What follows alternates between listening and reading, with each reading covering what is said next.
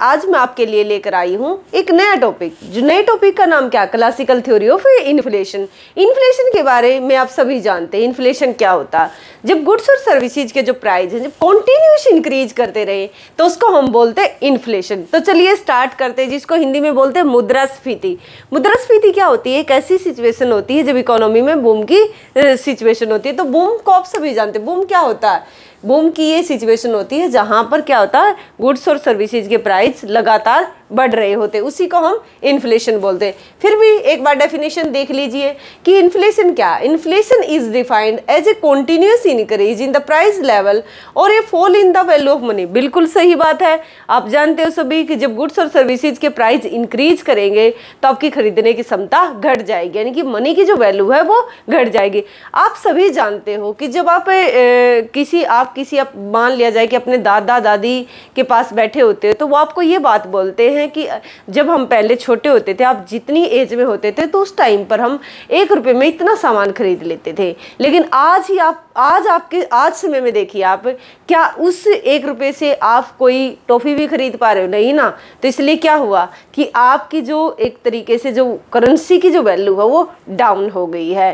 तो इसी को हम कहते हैं इन्फ्लेशन आना। तो जब वस्तुओं के और सेवाओं की कीमतें बहुत ज़्यादा बढ़ जाए, कॉन्टिन्यूस लगातार बढ़ती रहे, तो वो एक समय क्या आता है कि वो मुद्रास्फीति का रूप धारण कर लेती है, जिसके अंदर जो वैल्यू होती है मनी की, जो खरीदने की क्षमता होती है वो घट जाती है। मान लेते हैं कि हम ये मार्कर लेने के लिए जाएं और आज हमारी पॉकेट में मान ले कि 10 रुपये और 10 रुपये का ये मार्कर आता है। इसके प्राइस भी क्या है? 10 रुपये है। लेकिन अगर इसको कुछ समय के बाद इसको आप परचेज करने के लिए जाओ और जो इसकी कीमत हो जाए 15 रुपये और आपकी पॉकेट में है 10 रुपये, तो आप नहीं खरीद पाओगे ना। आपको इसको खरीदने के लिए 5 रुपये एक्स्ट्रा चाहिए। देखो चीज़ वही है लेकिन क्या हुआ, इसकी कीमतें बढ़ गई, इसलिए आपका जो पैसा है उसकी वैल्यू घट गई। आप इस तरीके से कुछ इसको समझोगे। यहाँ पर हमारी जो थ्योरी है वो है classical theory of inflation. Classical कौन कौन है? जैसे कि एडम स्मिथ है जिन्होंने सेल्फ इंटरेस्ट की बात की है, वो रिकार्डो हुए। तो ये क्या है? क्लासिकल इकोनॉमिक्स है। जो क्लासिकल इकोनॉमिक्स है एक तरीके से वो इन्फ्लेशन के बारे में क्या कहते हैं, ये बिल्कुल वही पुरानी थ्योरी है जिसको आप क्वांटिटी थ्योरी ऑफ मनी के नाम से भी जानते हो। क्वांटिटी थ्योरी ऑफ मनी क्या कहती है? वही सेम बातें हैं, वो भी एक तरीके से इन्फ्लेशन की ही थ्योरी है और वही थ्योरी है जिसको हम इन्फ्लेशन की थ्योरी भी बोलते हैं। बस थोड़ा सा एक बार एक्सप्लेन कर लेते हैं कि यहाँ पर देखिए इक्वेशन दी है। ये इक्वेशन आप देख पा रहे हो कि फिशर की इक्वेशन है। ये फिशर की इक्वेशन आपको क्या दिखा रही है? फिशर की इक्वेशन ये दिखा रही है कि mv = pt। सबसे पहले आप क्लासिकल की एक चीज़ को देखिए। क्लासिकल क्या कहते थे? क्लासिकल मानकर चलते थे। यहाँ से इस क्वेश्चन को स्टार्ट कीजिए। क्लासिकल क्या मानते हैं कि इकोनॉमी में ऑलवेज क्या रहता? फुल एम्प्लॉयमेंट रहता। जब इकोनॉमी में फुल एम्प्लॉयमेंट रहेगा तो एग्रीगेट सप्लाई क्या रहेगी? एक तरीके से वो वर्टिकल रहेगी। अब इस एग्रीगेट सप्लाई वर्टिकल रहेगी। यहाँ पर हम आउटपुट ले लेते हैं। आउटपुट लो, एम्प्लॉयमेंट लो, नेशनल इनकम लो, इस थ्योरी में एक ही बात है, कोई फर्क नहीं पड़ता। यहाँ पर हम ले लेते हैं प्राइस लेवल। तो देखिए पहले क्या है कि यहाँ पर एग्रीगेट सप्लाई क्या है? कांस्टेंट है। जब एग्रीगेट सप्लाई कांस्टेंट है यानी कि पूर्ण रोजगार है। अब इसके बियॉन्ड आप साधनों को रोजगार नहीं दे सकते। जो भी इस वेज पर काम करने के लिए रेडी है उन सबको काम मिला हुआ है, और जो उस वेज पर काम करना नहीं चाहते वो बेरोजगार हैं ही नहीं, उनको हम बेरोजगारी में काउंट नहीं करेंगे। लेकिन यहाँ पर आप जानते हो कि ये जो फुल एम्प्लॉयमेंट की सिचुएशन होती है, बिल्कुल ऐसा नहीं होता कि यहाँ पर जीरो अनएम्प्लॉयमेंट होता। ये क्वेश्चन मैंने आपको कई बार बताया। अब देखिए एक ऐसा समय आता है कि जो एग्रीगेट सप्लाई क्या है? कांस्टेंट है। इनकी थ्योरी में आया हुआ रहता है ये समय, ये मानकर ही चलते स्टार्टिंग में इनिशियली इनकी एक तरीके से अजम्पशन है कि एग्रीगेट सप्लाई क्या है? वो वर्टिकल है, यानी कि जितने भी रिसोर्स आपके फुली यूटिलाइज है। अब देखिए अब ये कहते हैं कि अगर इस समय पर जब ये जो रिसोर्स आपके फुली यूटिलाइज है, अगर इस सिचुएशन पर मनी की सप्लाई को अगर बढ़ा दिया जाए, देखो ये क्या कहते हैं, ये करे कि रिसोर्स तो आपको फुली यूटिलाइज है और मनी एग्रीगेट सप्लाई आप बढ़ा नहीं सकते, आउटपुट इकोनॉमी में कर नहीं सकते। तो ये कहते हैं कि अगर इस सिचुएशन में मनी की सप्लाई को बढ़ा दे, अगर मनी की सप्लाई को इंक्रीज कर दोगे तो मनी की सप्लाई इंक्रीज करने से वो आउटपुट आपका कॉन्स्टेंट रहेगा, वो आउटपुट को प्रभावित नहीं कर पाएगी। लेकिन दिए हुए आउटपुट के ही कीमतें क्या हो जाएंगी? प्राइस बढ़ जाएंगे।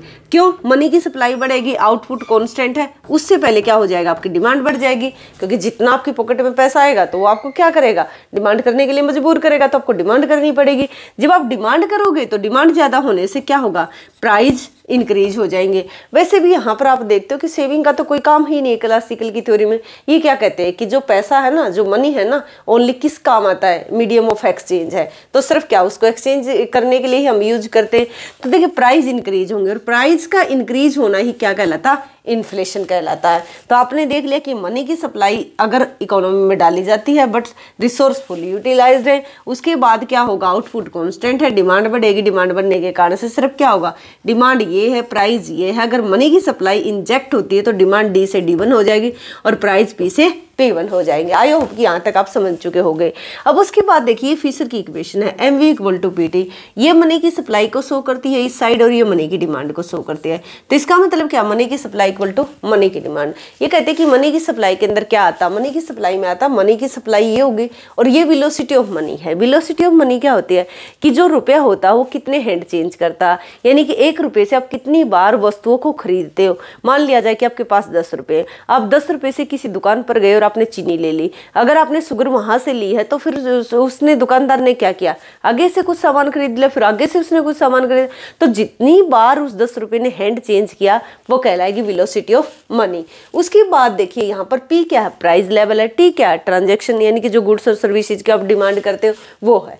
तो यहाँ पर ये क्या है, एक तरीके से ये प्राइस है और ये आउटपुट है। आप कभी भी जब मार्केट में जाते हो, मार्केट में देखते हो ना कि इस वस्तु की कीमत इतनी है और 2 यूनिट है, तो टोटल हुआ आप कितने रुपए की डिमांड करोगे, 10 रुपए की डिमांड करोगे। तो MV = PT। अब इस पूरी फिशर की जो इक्वेशन है, इस इक्वेशन में क्या कि V और T को कांस्टेंट मान लेते हैं कि जो एक तरीके से जो आउटपुट है, जो ट्रांजैक्शन के लिए गुड्स और सर्विसेज की डिमांड करने वाले हो, या फिर जो वेलोसिटी ऑफ मनी है कांस्टेंट है, दिए हुए हैं। ये इसका जम्पशन भी है कि V और T क्या है, कांस्टेंट है। सिर्फ मनी की सप्लाई फर्स्ट टाइम क्या होगा, मनी की सप्लाई चेंज होगी, उसी दौरान ऑन स्पॉट क्या होगा, प्राइस चेंज हो जाएंगे। तो इसका मतलब क्या है कि जो मनी की सप्लाई वो क्या एक्टिव रोल प्ले करेगी, जो प्राइस है वो पैसिव रोल प्ले करेगा। तो मनी की सप्लाई जब आपकी यहाँ पर इंक्रीज करेगी, मनी की सप्लाई अगर इंक्रीज करेगी, ये कितने % से भी करे, अगर ये 5% से बढ़ती है तो जो एक तरीके से जो है ना आपका प्राइस लेवल भी 5% से ही बढ़ जाएगा और जो आपकी वैल्यू ऑफ मनी है वो उतने से ही गिर जाएगी। आई होप कि आप यहाँ तक इस चीज़ को कोरिलेट कर पा रहे होगे। सबसे पहले इन्फ्लेशन क्या, इन्फ्लेशन के बाद ये डायग्राम आप बनाओगे अगर रिटर्न एग्जाम दे रहे हो। अगर रिटर्न नहीं दे रहे हो, कॉम्पिटेटिव एग्जाम दे रहे हो, तो कॉम्पिटेटिव एग्जाम में वो आपसे क्या पूछते हैं। एक तो कॉम्पिटेटिव एग्जाम में मोस्ट इंपॉर्टेंट क्वेश्चन यही होता है, चाहे नेट दो चाहे PGT कहीं भी किसी भी स्टेट का दो, क्वेश्चन क्या होता है कि जब यहाँ पर क्या होता है, इसको ये क्या बोलते हैं एक तरीके से कि यहाँ पर जो रियल फैक्टर है ना वो कॉन्स्टेंट रहते हैं। रियल फैक्टर क्या, employment, output, national income, GDP, ये क्या कॉन्स्टेंट। सिर्फ नॉमिनल फैक्टर, नॉमिनल फैक्टर क्या, प्राइस ही चेंज होता है। दूसरी बात क्या, एग्रीगेट सप्लाई इनका वर्टिकल होता है। उसके बाद देखा आपने मनी की सप्लाई इंक्रीज, जितने से मनी की सप्लाई MV = PT, V और T कॉन्स्टेंट रहते, ये भी क्वेश्चन पूछा जाएगा। मनी की सप्लाई और मनी की सप्लाई एक्टिव रोल करेगी, ये पैसिव, क्योंकि इसके चेंज होने से ये चेंज होता है। उसके बाद आप देखिए यहाँ पर क्या होता है, जितने से ये चेंज होगी उतने से ये चेंज होगा और जितने से प्राइस लेवल चेंज होगा उतने से ही जो वैल्यू ऑफ मनी है वो डाउन चली जाएगी। यहाँ तक आप क्लियर कर पा रहे होगे अपने मतलब अपना जो कंसेप्ट है। अब उसके बाद देखिए इसको डायग्राम में देख लेते हैं। डायग्राम क्या कहता है आपको, ये कहता है कि अगर मनी की सप्लाई M से M1 कर दी जाए, मान लिया जाए कि इतनी थी, ये 2 गुना कर दी जाए, तो वो कह रहे हैं कि जैसे ही मनी की सप्लाई बढ़ेगी तो उतने से ही जितने से आपने डबल अगर मनी की सप्लाई की है तो प्राइस लेवल डबल हो जाएगा। और जिस टाइम पर मनी की सप्लाई इतनी थी, यानी कि मनी की सप्लाई इतनी थी तो वैल्यू क्या थी, ज़्यादा थी, पैसे की वैल्यू ज़्यादा थी। जैसे ही मनी की सप्लाई डबल हुई तो पैसे की वैल्यू आधी हो गई। अगर इसको आप देखोगे कि 2 गुना था, ये इसको अगर 4 गुना कर देते हो तो वैसे ही जो करेंसी की वैल्यू है, जो पैसे की जो मनी की वैल्यू वो डिक्लाइन कर जाएगी। तो ये हो जाएगा आपका एक तरीके से जो है जो ये दिखा रहा है कि वैल्यू ऑफ मनी और क्वांटिटी ऑफ मनी में कैसा रिलेशन है, इनवर्स रिलेशन है कि जितना ज़्यादा मनी की सप्लाई बढ़ेगी उतनी उसकी वैल्यू घटेगी। अब यहाँ पर देखिए ये मनी की सप्लाई है, ये मनी की सप्लाई है और मनी की सप्लाई जो है ना वो फंक्शन है किसका, प्राइस का, यानी कि जितने से मनी की सप्लाई जो बढ़ेगी उतने से ही प्राइस लेवल बढ़ जाएगा। प्राइस लेवल क्या होगा यहाँ पर, इंडिपेंडेंट है और ये क्या है, डिपेंडेंट है। थोड़ा सा उल्टा बोल दिया मैंने। यहाँ पर क्या बोला कि स्टार्टिंग में क्या होगा, मनी की सप्लाई इंक्रीज होगी, मनी की सप्लाई इंक्रीज करने से प्राइस लेवल क्या होगा, इंक्रीज होगा। आप इसको ऐसे समझिए, जब देखिए बिल्कुल इतना ही, जितने से मनी की सप्लाई बढ़ेगी उतने से ही प्राइस लेवल इंक्रीज, जितने से प्राइस लेवल इंक्रीज होगा उतने से ही जो करेंसी की वैल्यू है, जो मनी की वैल्यू वो क्या करेगी, डिक्लाइन करेगी। तो इसी को हम बोलते हैं theory of inflation. I hope कि यहाँ तक आपको सारी चीज़ें क्लियर हो गई होंगी। तो आप इस वीडियो को क्या, अगर आपको वीडियो पसंद आता है तो वीडियो को लाइक कीजिए, शेयर कीजिए, सब्सक्राइब कीजिए, और चैनल को क्या है एक तरीके से ज़्यादा जितना ज़्यादा आप शेयर करोगे उतना ही क्या होगा, आपको भी बेनिफिट होगा, क्योंकि आपको हर रोज़ क्या है